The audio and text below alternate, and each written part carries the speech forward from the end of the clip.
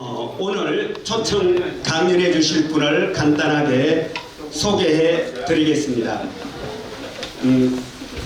차가운 머리와 따뜻한 가슴을 지닌 사람입니다. 그리고 논객의 치열함과 검객의 예리함, 거기에 투사의 열정을 갖추신 분입니다.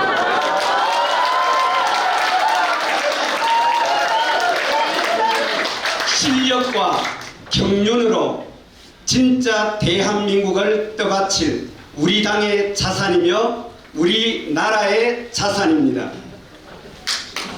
그리고 최근에는 잘 아시다시피 새로운 영역을 개척하셨습니다. 판사, 검사, 변호사에 이어 법조 4영역, 탄핵사, 참 탄핵사로서 윤석열 탄핵소추와 심판과정 최일선에서 대한국민의 총의를 모아 마침내 피청구인 대통령 윤석열을 파면한다 선고를 이끌어내신 분입니다. 이제 아울러 늦은 나이에 정치 현장에 나선 후배를 아주 측은하게 여기며 그러면서도 살뜰하게 챙기고 격려해 주시는 선배 정치인이기도 합니다. 우리 정청래 국회 법사위원장님을 이 자리로 모시겠습니다. 큰 박수 부탁드리겠습니다.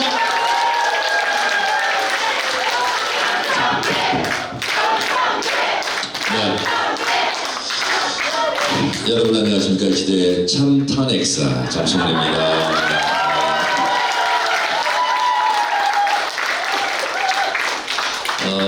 제가 지금은 잘 나가는 것처럼 보이지만 저도 한때 공천 탈락 컷오프를 당해서 출마를 못한 적이 있었습니다.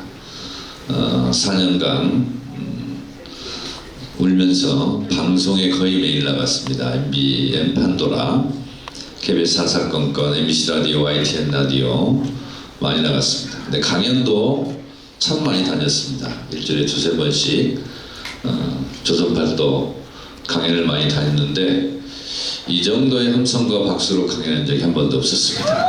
다시 한번 인사드리겠습니다.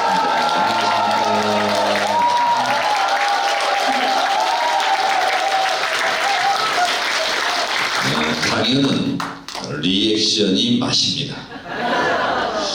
오늘 제가 영주에는 두 번째 온 것 같습니다. 옛날 지원유세 영주시장 앞에서 한번 하고 왔는데 박규환 위원장이 제 학생 때 학생운동 했던 시절부터 저라는 친한 후배고 또 그의 사모님 이수경 여사 또 저랑 술 많이 마신 사이입니다. 영주역에 마중을 나왔길래 이수경 박규환 위원장 사모한테 제가 얘기했습니다. 이혼하고 잘 살아줘서 고맙다. 네, 보기 좋습니다. 저는 민족건대 산업공학과를 나왔습니다. 저보고 법대에 나오지 않았냐? 근데 법대를 나오지 않았습니다. 저 공돌이 출신입니다.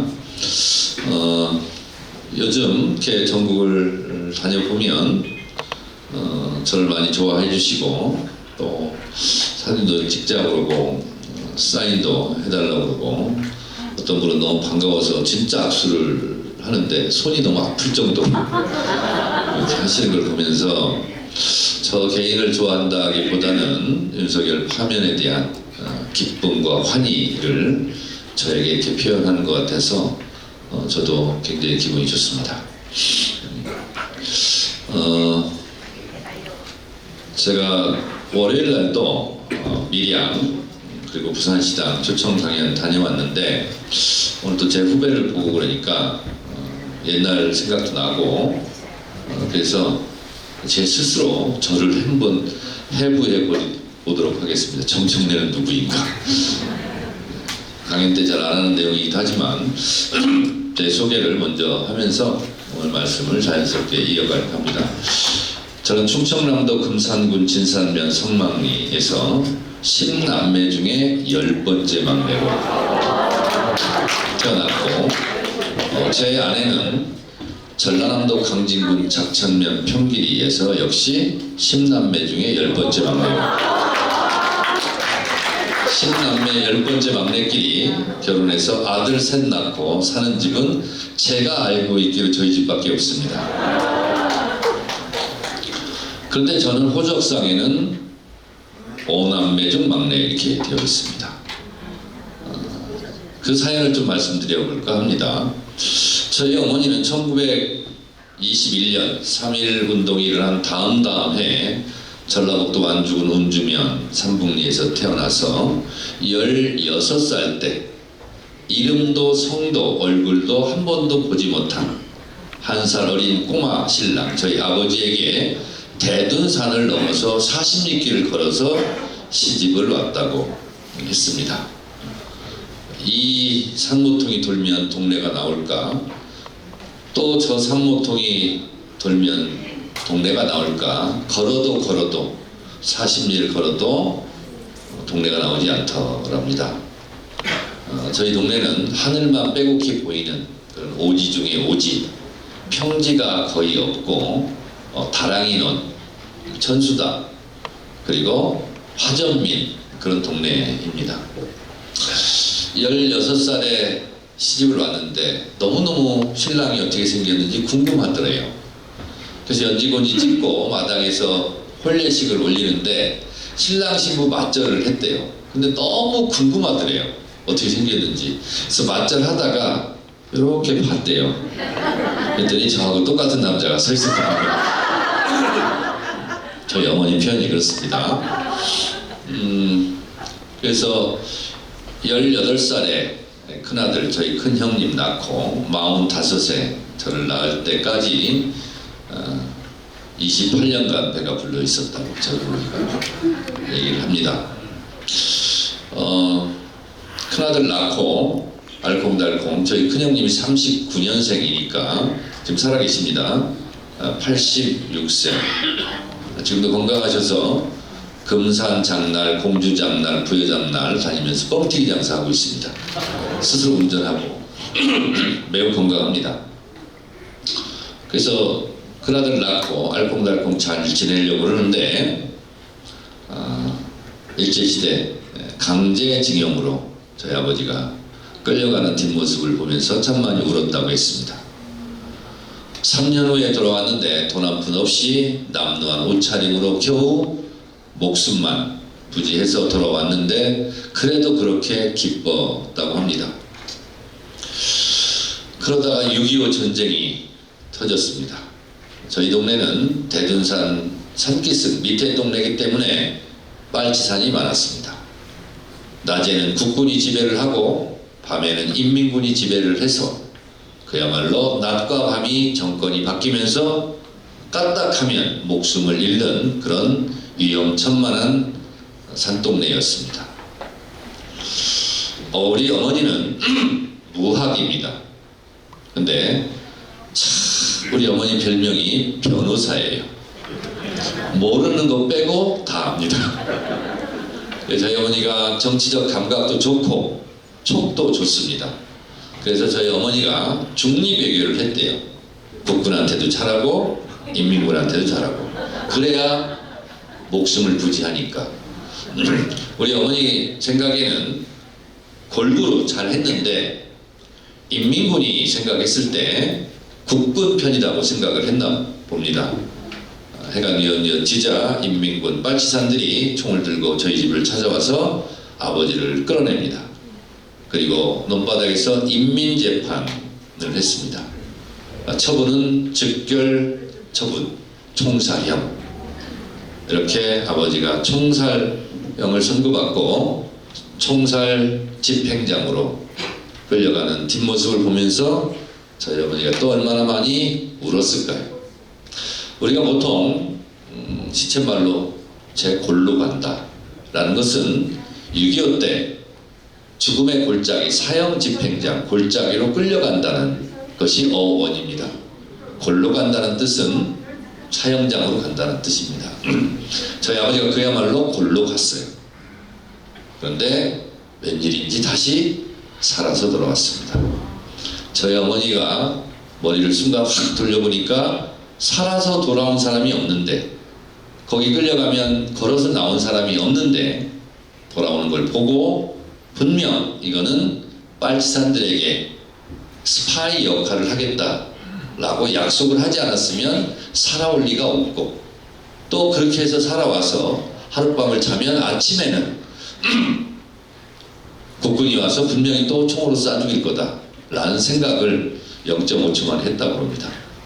그래서 아버지가 살인문을 열고 방으로 들어오려는 순간 저희 어머니가 잠깐 신발 벗지 마세요, 그렇게 하고 저희 큰형님을 불러 업고 4km 야간 산행을 해서 지서에 가서 자수를 했습니다.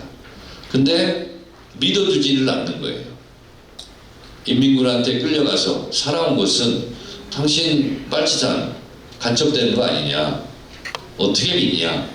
그래서 저희 어머니가 아버지하고 그렇게 순경한테 빌었다고 합니다. 진짜라고.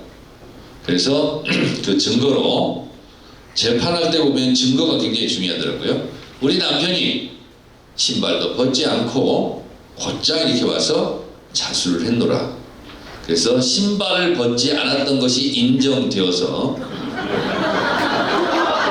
살 수 있었다고 합니다. 하마터면 큰일 날 뻔했고 제가 이 세상에 태어날 수 없었을지도 모르겠습니다. 그런데 저희 집은 열을 어머니가 낳았고 5이 살았는데 큰형님이 39년생, 둘째 형님이 53년생, 14년간이 빕니다. 아이를 낳아서 돌지나서 아장아장 걸어다닐만 하면 홍역이 와서 죽고, 홍역이 와서 죽고, 그래서 연속 5을 잃었다고 합니다. 그래서 아기가 죽으면 아버지가 그 아기를 안고 산에 묻으러 갑니다. 아기 무덤, 저희는 아장살이라고 했습니다. 근데 아버지는 한 번도 아기를 어디다 묻었다고 얘기하지 않았다고 했습니다. 왜냐하면 어머니가 그 무덤에 가서 울까봐. 그래서 어머니는 돌아갈 때까지 그 5 아이의 무덤을 모릅니다. 아버지만 알고 저희 식구 아무도 모릅니다. 그렇게 저희 어머니가 너무나 가슴에 아기를 5을 묻고 살았습니다. 6.25가 지났습니다. 53년도에 저희 둘째 형님이 태어났죠. 그리고 큰형이 이제 성장해서 중학교를 갔는데 머리가 좋아서 전교 1등을 했다고 그랬습니다. 그런데 도저히 등록금을 낼 수가 없어서 전교 1등 큰아들을 자퇴를 시킵니다. 공부를 시킬 수가 없어서 담임선생이 얘는 고등학교까지만 나오면 뭔가 큰일을 할 아이인데 중학교 3학년 1년 동안은 내가 등록금을 내주겠다라고 선생님이 그렇게 말했는데 저희 집 가문이 가오를 잃지 말자, 그렇게는 할 수 없다. 그래서 자퇴를 하고 아버지와 함께 지게를 지고 산으로 장작을 패러 올라가는 뒷모습을 보며 우리 어머니는 굉장히 많이 또 울었다고 그럽니다. 큰아들이 장가를 가서 우리 어머니 동네에서 또 큰형수가 시집을 왔는데 결혼해서 이제 큰 첫 손주를 가졌어요. 그런데 저희 어머니한테 제가 살아생전에 30년 전에 돌아가셨는데 어머니 뭐 이렇게 애를 많이 낳았어요? 이렇게 물어보면 나도 모르더라. 네 아버지가 그냥 손만 잡으면 애가 생기더라. 근데 우리 큰형수가 임신 5개월 때 그날 밤 아버지가 어머니 손을 또 꽉 잡았나 봅니다. 저를 가지고 말았어요. 며느리 5개월 된 배가 좀 나오잖아요. 배가 물러오는데 본인이 또 임신을 한 거예요. 시어머니가. 딱 부끄럽기도 하고, 또 며느리 해산하면 몸조리 해줘야 되는데 도저히 안 되겠다. 그래서 제가 3개월 때 대전에 산부인과를 갔습니다. 저를 때려. 근데 이것도 생명인데 아이고 불쌍하지. 그래서 못 뛰고 와서 며느리 배를 보니까 또 남산만하게 불러와서 안 되겠다. 다시 저를 또 때려. 산부인과에 2번째 갔을 때는 제가 기억이 납니다. 어머니 이건 경우가 아니지요. 두 분이 손 꽂고 잡을 때는 언제고. 나도 생명인데. 좀 이따 말씀드리겠습니다만 대한민국 헌법 10조 인간은 누구에게나 존엄의 가치가 있고 그 생명을 인정해야 된다 하는 헌법 조항도 10조에 있는데 저를 뛰려고 하면 어떻게 해요? 어머니가 누워서 수술을 하려고 한 순간 저의 60년 투쟁사의 첫 번째 투쟁, 생존권 투쟁이 벌어집니다. 어머니 나를 낳아달라고 뱃속에서 온갖 시위를 다 했습니다. 구호를 외쳤습니다. 나를 떼지 마라. 나를 낳아달라. 뱃속에서 아기가 너무 많이 요동을 치면서 놀더래요. 그래서 아이고 내가 이런 애를 떼면 내가 죄를 짓는 거지 하고 집에 다시 와서 낳은 게 접니다.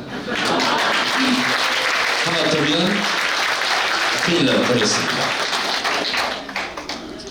저희 동네는 오지 마을이고 제가 초등학교 입학할 때까지 이름을 쓰고 학교에 입학한 나이는 없습니다. 저희 어머니가 웬일인지 제가 6살 때 독학으로 한글을 깨우치기 시작했습니다. 그 힘든 반일 논일하고 와서 호롱불 밑에서 전 몰랐어요. 혼자 한글을 그렇게 배우시더라고. 혼자 독학으로. 그래서 제가 6살 때 어머니가 1년 만에 한글을 다 띄었어요. 그리고 제가 7살이 되니까 어머니가 저녁 때마다 이리 와서 앉아라. 그러면서 저한테 가나다라 한글을 가르치기 시작했습니다. 그래서 저도 7살 때 한글을 띄고 숫자도 1부터 만까지 쓸 줄 알고 학교에 들어갔는데 저희 때는 국민교육헌장이라고 있었습니다. 1968년 12월 5일 날 박정희가 만들었던 국민교육헌장을 제가 읽고 쓰고 외우고 학교에 간 신동입니다.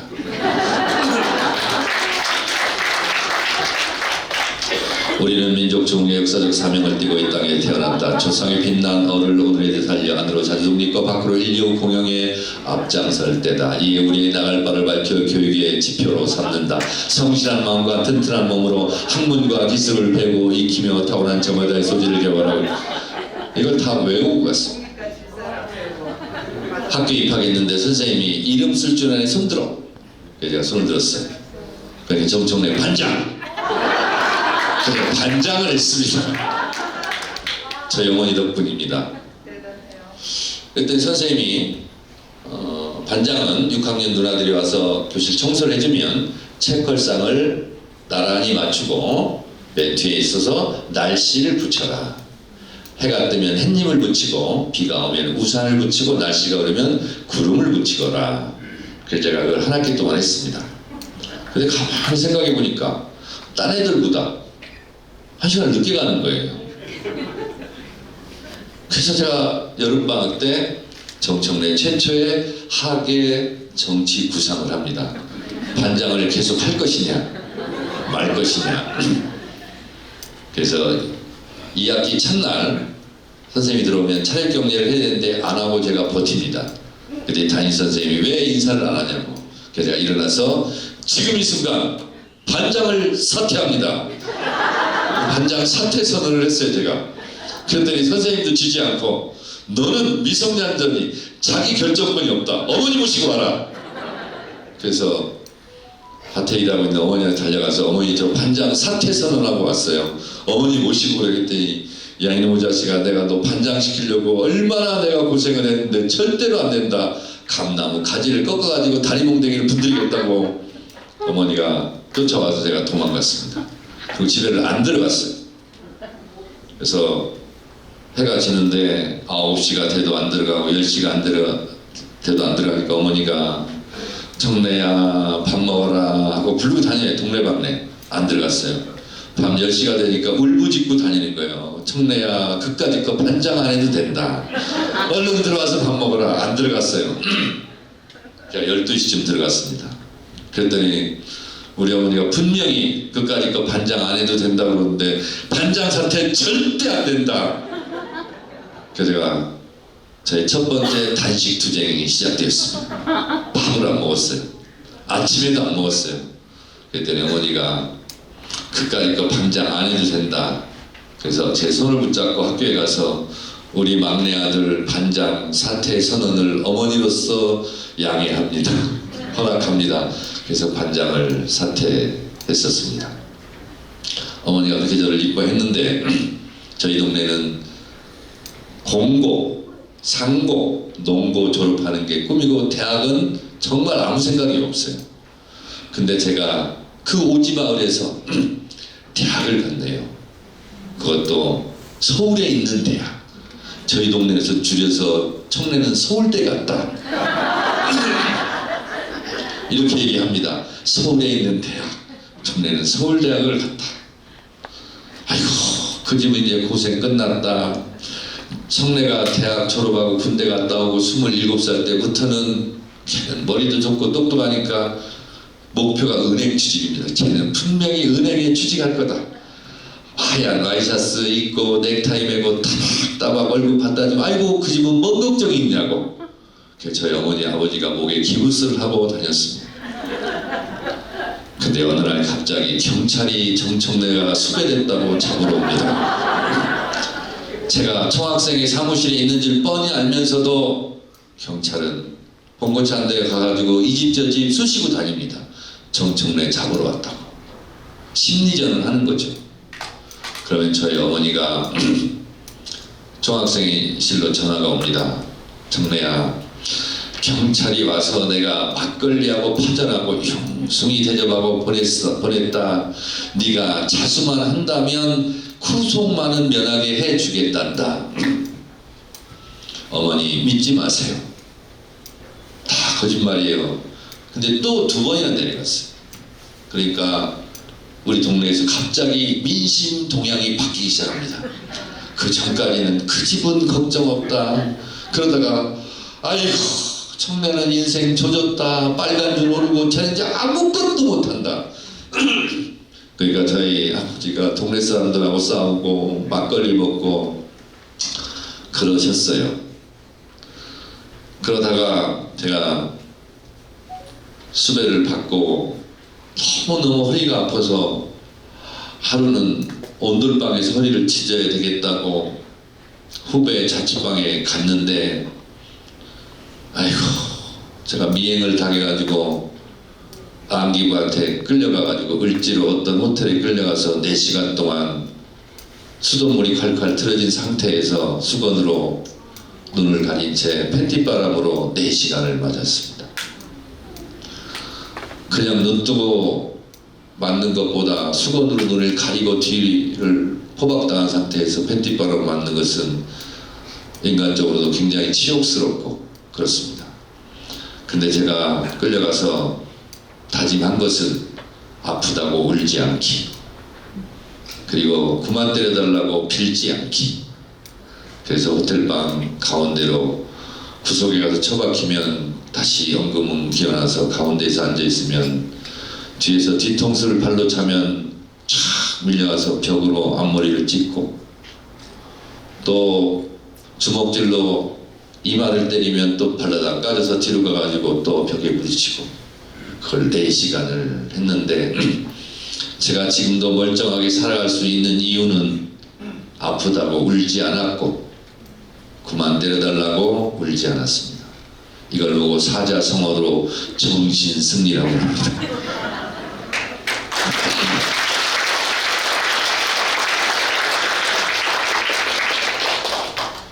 그런데 그 다음에 또 감옥을 갔어요. 미 대사관저 점거농성.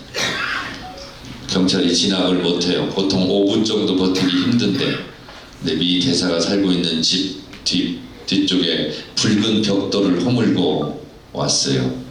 어떻게 진압이 됐는지 몰라요, 저는. 정신이 없어서.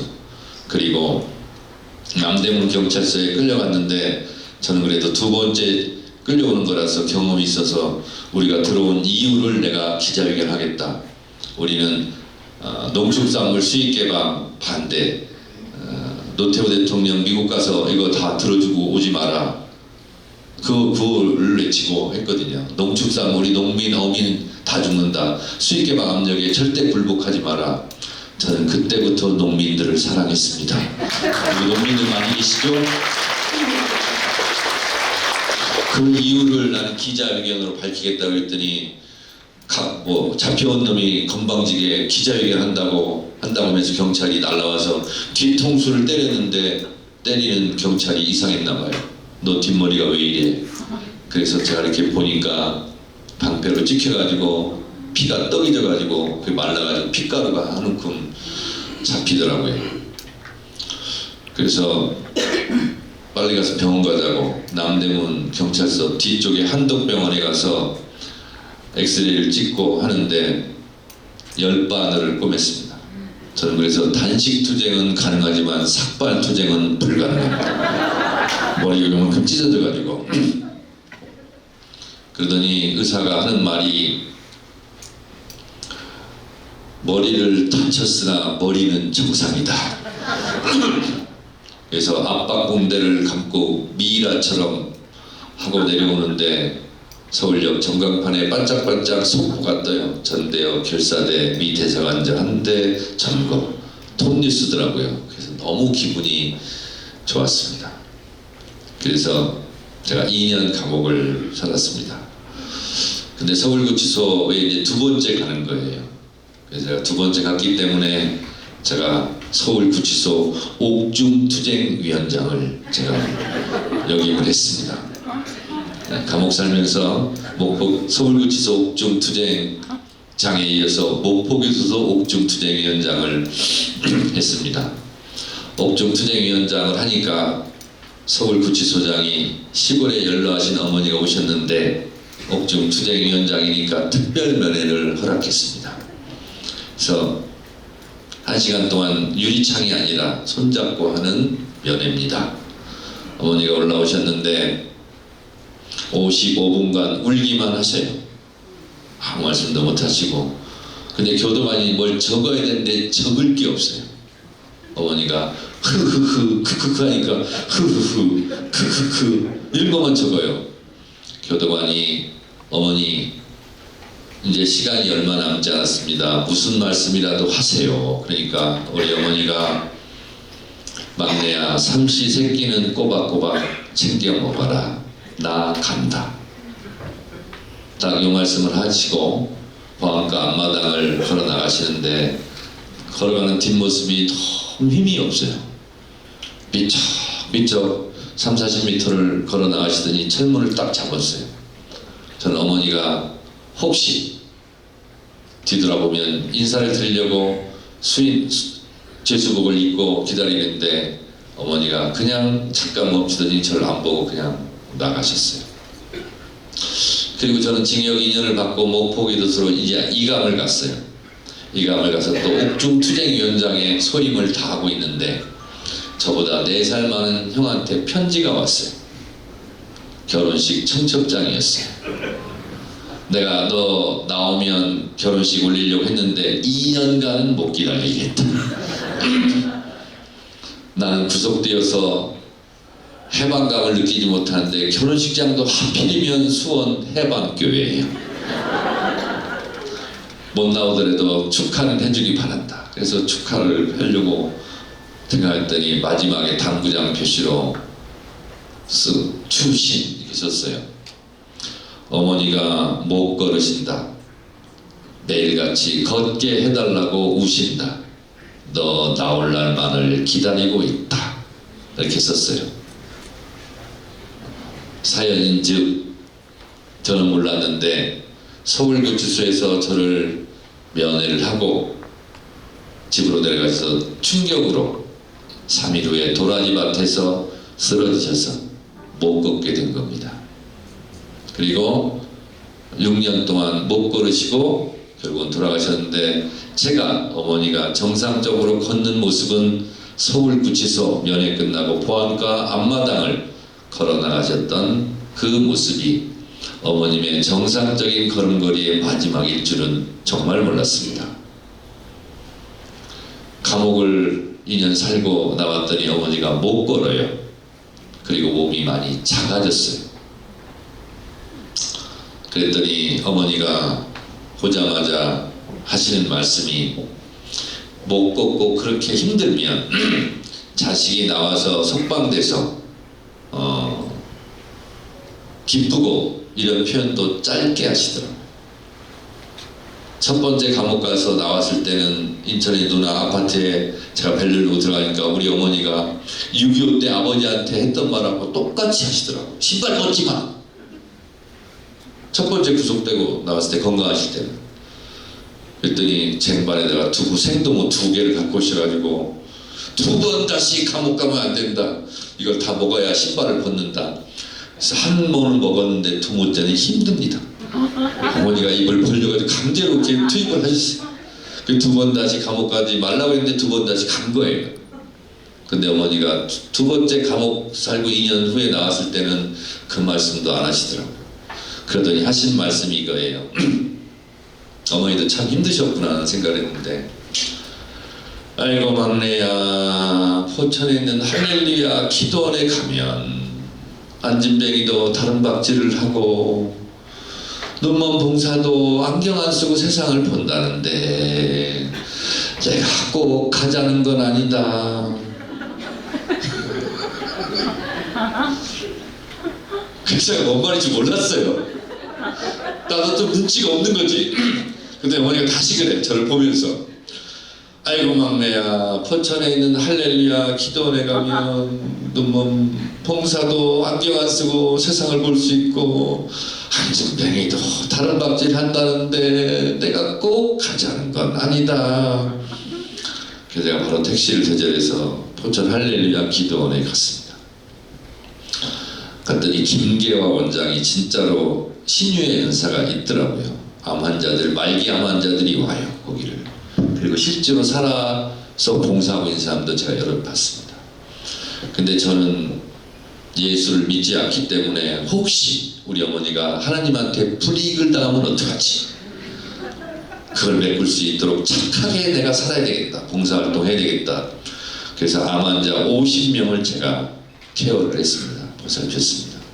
대예배당까지 100m를 50명을 다 제가 안내해드리고 돌아드리고 식판 따다드리고, 그 착한 일을 하면 믿지 않아도 하나님이 감동해서 우리 어머니에게 다른 박질 할 수 있도록.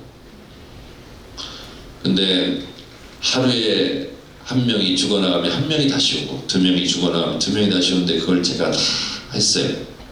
그리고 예배를 5번 보고 빈 시간에는 작업을 하고, 어머니 식판 제가 받으리고 또 대소변 받아드리고. 그러니까 한 달을 그렇게 했는데 2시간 반 이상 못 잤던 것 같습니다. 한 달 동안. 그러니까 이 암 환자들은 오늘 가실지 내일 가실지 모르는데 젊은 사람 하나가 와서 너무 고마운 거예요. 그럼 그분들이 생애 마지막에 고마움의 표현을 저한테 합니다. 고마움을 표현을 어떻게 하냐면, 자기가 식판에 밥 먹던 걸 제 입에다 한술 떠줍니다. 그럼 저는 받아 먹어야 되죠. 근데 우리 어머니는 다리가 불편하더라도 정신은 너무 조기가 밝아. 절대 먹지 말라고. 암이 전염병은 아니잖아요. 근데 어머니는 그게 먹는 게 불길했나 봐요. 그 환자에게 떠주면 우리 어머니가 눈으로 그럽니다. 절대 먹으면 안 된다고. 어떻게 해야 돼요, 제가? 그분은 내일 갈지 모레 갈지 모르고 고마움에 대한 생애 마지막 감사 표현인데, 그럼 제가 받아 먹습니다. 그럼 우리 어머니 옆에 가면 막 꼬집고 난리가 나요. 그러고 살았는데 한 달 딱 되니까 제가 11kg가 빠졌습니다. 그랬더니 어머니가 한 달 딱 지났는데, 나 살자고 너 죽일 수는 없다. 나는 안 걸어도 좋다. 집에 가자.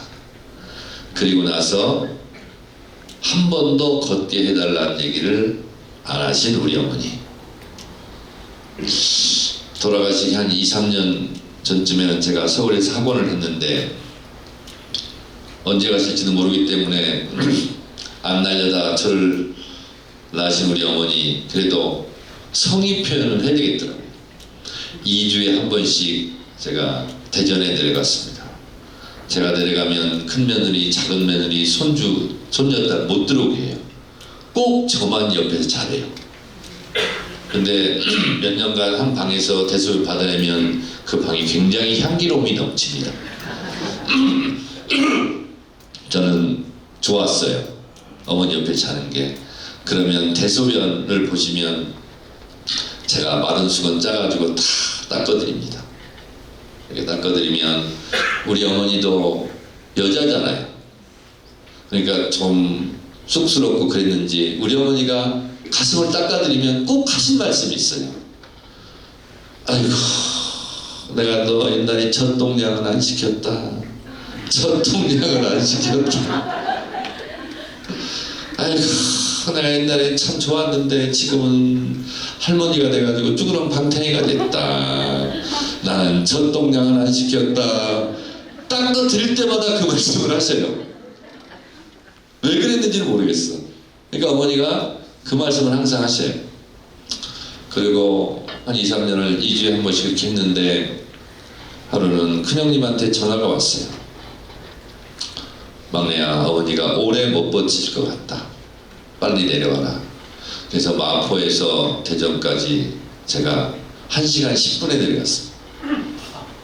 시속 160, 70을 밟고 임종을 못 볼까봐 내려갔는데 큰형님이 어머니 귀에다 대고 어머니, 진짜 어머니가 사랑하는 아들이 왔어요. 눈 좀 뜨세요. 어머니가 눈을 못 뜨셔요. 그래서 막내야, 네가 귓속에다 대고 얘기해라. 듣는 건 들으신다. 그래서 어머니 귓속에다 대고 어머니 청내 왔어요. 눈 좀 떠보세요. 그러니까 어머니가 마지막 안간힘을 써서 윗 눈꺼풀을 올리셨어요. 그리고 저는 이렇게 보고 있고 어머니가 아래 위 좌우로 제 눈동자를 보시더니 그 순간 제 눈동자와 어머니 눈동자가 일치된 순간 어머니가 눈을 뜬 채로 들어가셨습니다. 제 눈물이 어머니 푹패인 눈을 다 메꾸고 그리고 제가 그걸 다 눈물을 빼드렸는데 어머니 편히 가시라고 하니까 그때 눈을 감으셨던 우리 어머니. 저는 존경하는 인물을 쓰라 그러면 링컨, 세종대왕 이렇게 쓰지 않습니다. 진짜입니다. 나의 어머니 박순분 이렇게 씁니다. 1921년에 태어나서 1994년 2월에 돌아가신 우리 어머니. 제 서재에 지금도 어머니, 아버지, 장인, 장모님 사진을 액자로 이렇게 걸어놓고 가끔 문안 인사를 드립니다. 제가 정치를 하는 이유, 근본은 우리 어머니가 꿈꿨던 대한민국입니다. 오늘의 대한민국은 우리가 갑자기 이렇게 된 것이 아니라 우리 어머니 같은 어머니들, 우리 아버지 같은 아버지들이 100년, 아니 그 이전부터 피땀 흘려서 누가 보든 안 보든 일궈온 대한민국입니다. 우리가 지금 민주주의의 꽃을 피웠다면 우리는 꽃만 생각해서는 안 됩니다. 그 꽃을 피우기까지 줄기와 뿌리를 잊지 않아야 됩니다.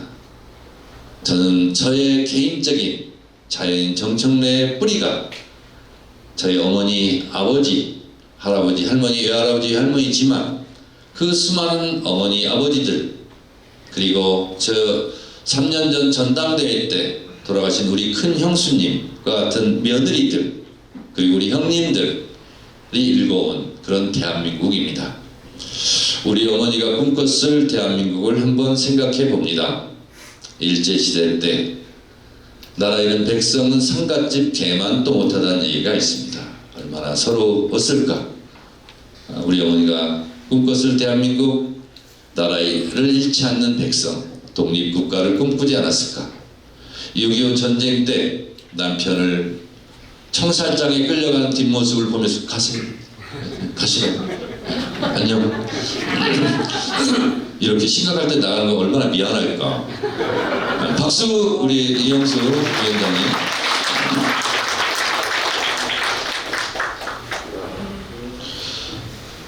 제가 7시 반까지만 할게요. 하다 보면 더 할 수 있고요. 네. 그리고 6.25 전쟁 때 남편이 총살장으로 끌려가는 뒷모습을 보면서 전쟁 없는 한반도 평화를 꿈꿨을 것이고, 큰아들 등록금이 없어서 중학교 3학년 때 중퇴를 시키면서 그래도 삼시세끼는 걱정하지 않고 자식 등록금은 될 수 있는 그런 경제적으로 좀 풍요로운 국가를 꿈꾸지 않았을까. 안 날려다 낳았던 아들이 대학 가서 데모하다가 감옥에 2번 끌려가고 정경한테 방패로 찍혀서 그 미이라처럼 MBC 뉴스데스크에 나오지 않는 군부독재가 없는 민주국가를 꿈꾸지 않았을까, 그런 생각을 합니다. 제가 꿈꾸는 대한민국은 우리 어머니가 꿈꿨던 대한민국과 똑같습니다. 그런 대한민국이 하마터면 큰일 날 뻔했어요. 2024년 12월 3일 비상계엄, 그리고 파면까지 대한민국 역사를 다시 한번 40년 뒤로 후퇴시킬 뻔한 이 위태로운 대한민국을 구했던 것도 일제시대 때, 한국전쟁 때, 보릿고개 때 우리나라를 구했던 평범한 박순분 여사 같은, 정해일 선생 같은 그런 평범한 국민들이 그 당시에 나라를 구했듯이 2024년, 2025년 오늘도 그런 평범한 시민들, 평범한 국민들이 나라를 구하고 지켰다는 사실. 임진왜란 때 임금은 도망갔어도 의병으로 조선을 지켰던 우리의 조선의 백성들처럼 오늘의 대한민국을 굳건히 지키고 있는 대한민국 국민들이 빛도 없이 이름도 없이 역사의 윗부분에 기록되지는 않지만 진정으로 대한민국을 지켜가는 대한민국의 주인들은 여기 계신 국민들이다 라는 마음으로 여러분 자축의 박수 한번 부탁드리겠습니다.